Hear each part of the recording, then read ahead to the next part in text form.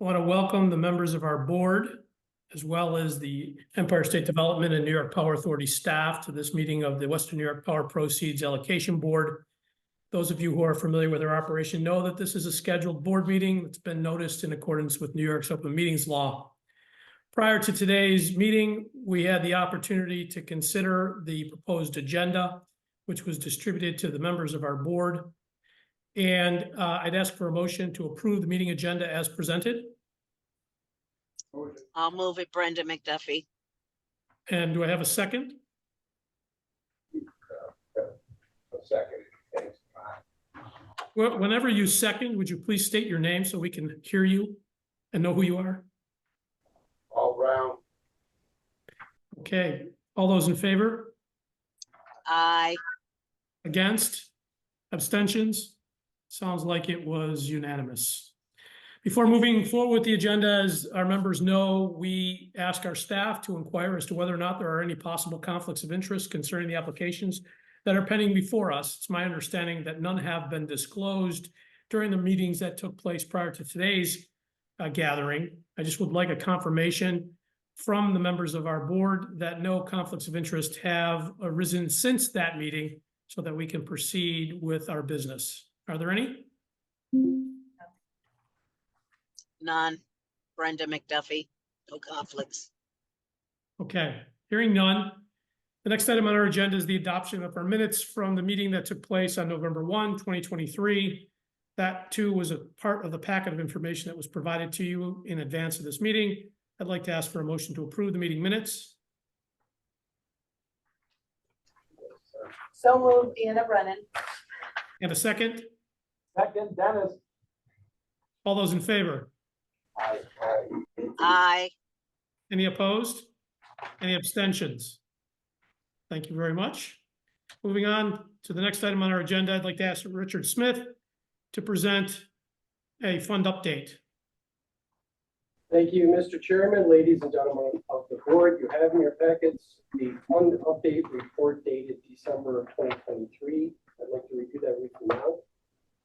Give you a moment to find that.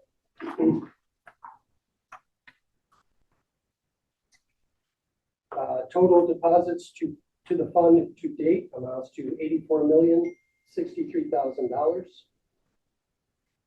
Total interest earned on deposits to date amounts to $2,393,961, making total funds deposited to the program equal to $86,456,961.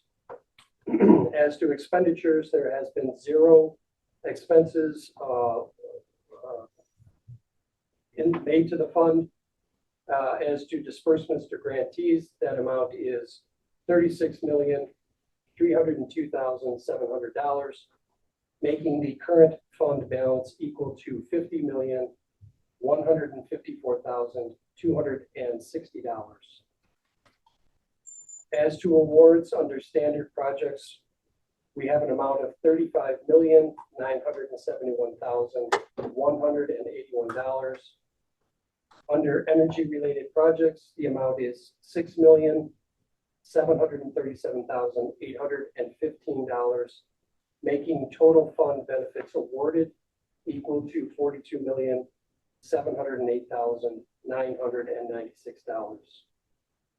As such, the total fund benefits available to be awarded by the Western New York Power Proceeds Allocation Board equals $43,747,965. Under the energy-related projects, 15% of the fund is dedicated to energy-related projects. That total amount is $12,609,450. To date, 8% of the awards made is for energy-related projects, not including today. That amount is $6,737,815, making the fund benefits currently available to be awarded for energy-related projects only equal to $5,871,635. Today's recommendations under standard projects, there is an amount of $87,000 being considered. And under energy-related projects, the amount is $1 million, making the total recommendations before the board today equal to $1,087,000. As to the power that supports the program, the estimated unallocated EP and RP to date is 42 megawatts. The estimated allocated but unused hydropower to date is 200 megawatts, making the total estimated unutilized EP and RP supporting the program equal to 242 megawatts. There is additional information on the backside of that report. I'd be happy to take any questions that the board may have. Are there any questions for Richard? Hearing none, I'm sure the board already recognizes that this is an informational item. We can proceed without a vote. So I'd like to move on to the awards for fund benefits in round 33 and ask Angela Rossi if she would present the staff's recommendations. Thank you, Chairman Clucci, board members and staff in attendance today for giving me the opportunity to present the details of these two projects. The first one is staff is recommending that the Power Proceeds Allocation Board recommend a fund benefit award of $1 million to the Niagara Arts and Cultural Center, Inc. to support the historic restoration and upgrade of its existing legacy theater. Currently, the theater is limited in its use due to aging and outdated features that do not meet the current code requirements. The proposed upgrades to this building will address these issues and ensure that the theater is fully accessible and compliant with modern standards, including addressing the lack of handicap compliance and restoring the historic neoclassical interior details.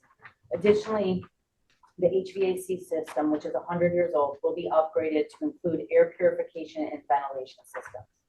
Other improvements will also be made to the electrical and fire alarm systems to meet New York State and international building codes. The Niagara Arts and Cultural Center is a not-for-profit corporation that acquired the former Niagara Falls High School located at the corner of Portage and Pine Avenues in Niagara Falls.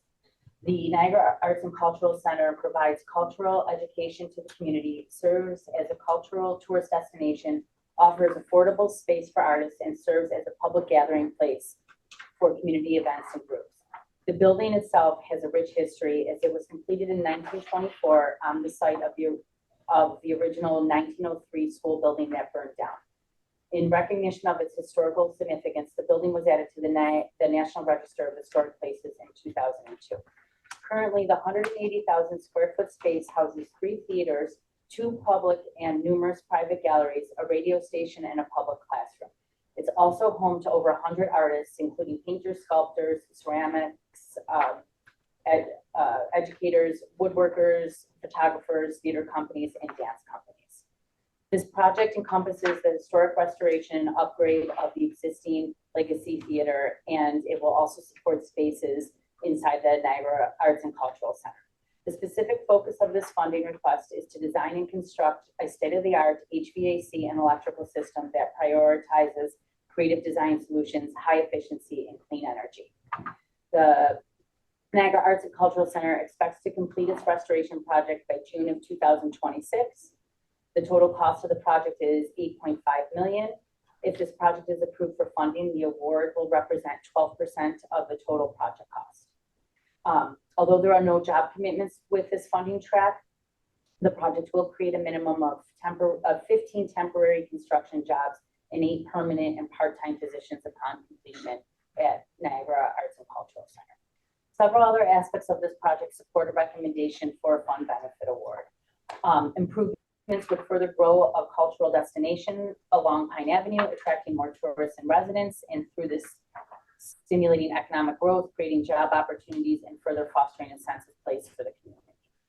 The project is a component of a $30 million place-based tourism investment under the Regional Revitalization Partnership, which is a partnership between ESD, local philanthropy, and the city of Niagara Falls.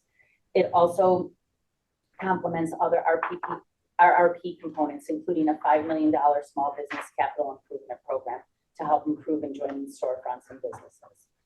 The project was announced in the fall of 2018 when funding when fundraising began, but it was delayed due to the COVID pandemic. Fundraising efforts continued. However, there still remains a funding gap that needs to be addressed.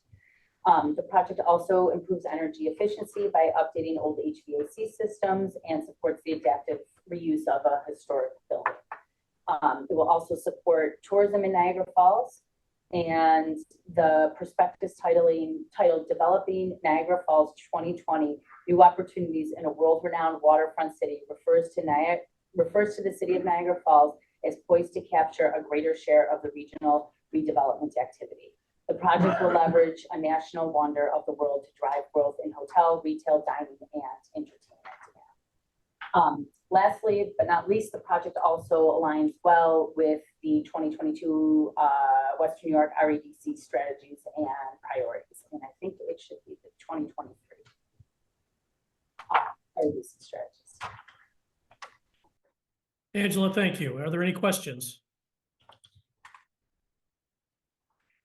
Hearing none, I'll ask for a motion to adopt staff's recommendation to award $1 million to the Niagara Arts and Cultural Center. So moved, Deanna Brennan. And a second? Paul Brown. Brenda, I see your lips moving, but I also see that your microphone's on mute. Yes, second Brenda McDuffie. Thank you, Mr. Chair. You're welcome. We have a motion and a second. All those in favor? Aye. Any opposed? Any abstentions? I believe that passed unanimously. Let's move on to recommendation number 2, Angela. Thank you. Okay, staff is recommending that the Power Proceeds Allocation Board recommend a fund benefit award of $87,000 to Irish Welding to support the installation of a new water line for the applicant's continued operation at its facility located at 1444 Clinton Street in East Buffalo. Currently, Irish Welding receives its water from a line owned by another company, which is over 3,000 feet in length, very old, and subjected to a great deal of vibration caused by the railroad. As a result, major leaks often recur, requiring time-consuming, costly, and difficult repairs due to location and ownership constraints. The city of Buffalo is requiring Irish Welding to install its own water line, including backflow, water pit, and sprinkler system upgrades, and prepare for the discontinued use of the existing water line. Failure to comply could potentially lead to the closure of the Clinton Street location. This would not only affect the 38 full-time employees at the project location, but also 3 employees at the Clinton Street location, 22 employees at the Catherine Street location, and 20 employees in Rochester, totaling 83 employees across all locations. Irish Welding Corp is a 4th-generation family-owned company that has been in operation since 1932. Over the years, the company has diversified its offerings, including industrial gases, welding supplies, propane, carbonated gas, and dry ice products. Also to note, Irish Welding is one of the biggest suppliers of dry ice regionally. Today, Irish Welding and its related entities, Irish Propane Corp. And Straight Up Beverage Corp., primarily distribute carbon supplies and gases, soft drink syrup, and juice products in Western New York. Irish Welding is a distributor of propane and other related products, while Straight Up manufactures beverage syrup for restaurants and bars. The company is also a New York State certified MWBE, and the specific focus of this funding request is to reimburse the applicant for a portion of the water line construction costs. Irish Welding expects to complete its restoration project by April 2024 with a total project cost of $436,790. If approved, the requested funding would represent 20% of the total project cost. Funding this project would not only enable Irish Welding to retain 83 full-time equivalents at the project location and other locations over 7 years, but it also prevents the closure of its primary location. Additionally, funding supports a company located in East Buffalo near an NFTA bus route that hires underemployed and unemployed individuals. Irish Welding is also authorized by DOT and provides CDL and service technician training to entry-level employees. Moreover, the project aligns well with the Western New York REDC strategies and priorities as it expands workforce development in target sectors for underrepresented populations. Thank you, Angela. Are there any questions from members of the board concerning this application? Yeah, I got a question, Paul Brown. Go ahead. Always become a MWPE. It's a W, B, sorry, sorry. Oh, I was just kidding anyway. I can move it, Dennis, I'm sorry. Oh, okay, just a quick question, I'm sorry. What's the cap of the percentage of the award that you need towards the project? 20%, 25%? Typically in the 20 to 25. I don't think it's a hard number, but we try to be in that 20 to 25%. What goes into, like, just into that one figure? It's in the guidelines. Okay. Yeah, like, can it be broken? Has it been broken? Yes, absolutely. Like, if you think about the projects that had significant importance to West New York, maybe 43 North, arguably, but that 20% was not adhered. Okay, any other questions? Hearing none, I'll ask for a motion to adopt staff's recommendation to award $87,000 to Irish Welding Supply Corporation. Dennis, move. Do I have a second? Paul Brown, second. Thank you. All those in favor? Aye. Any opposed? Abstentions? Sounds like a unanimous vote. Karen? Moving on to our next agenda item, ladies and gentlemen, I believe prior to today's meeting, there was a schedule circulated for our meeting dates in 2024. Are there any questions or comments about any of those? I can't make no April 11th. I'm sorry, I couldn't hear you. Paul Brown will not be able to make April 11th. Okay. Any other comments or questions? Hearing none, I'll ask for a motion to adopt the 2024 meeting schedule. Brenda McDuffie, I'll make the motion to adopt a 2024 meeting schedule for the board. Thank you, Brenda. Do we have a second? Dennis, second. Having a motion and a second, all those in favor? Aye. Opposed? Abstentions? Sounds like it's unanimous. Ladies and gentlemen, we've reached that point in the meeting when we have run out of substantive things to do. Is there any other business that was not on the agenda that anyone cares to discuss? Very good. The next meeting of the board will be Thursday, April 11, 2024. I understand that at least one of you might not be able to make it. If you have no other business, I'd like to ask for a motion to adjourn. Move adjournment, Brenda McDuffie. And a second? Dennis, second. All those in favor? Aye. Bye-bye. Abstentions? Thanks very much, all. Have a safe and warm day.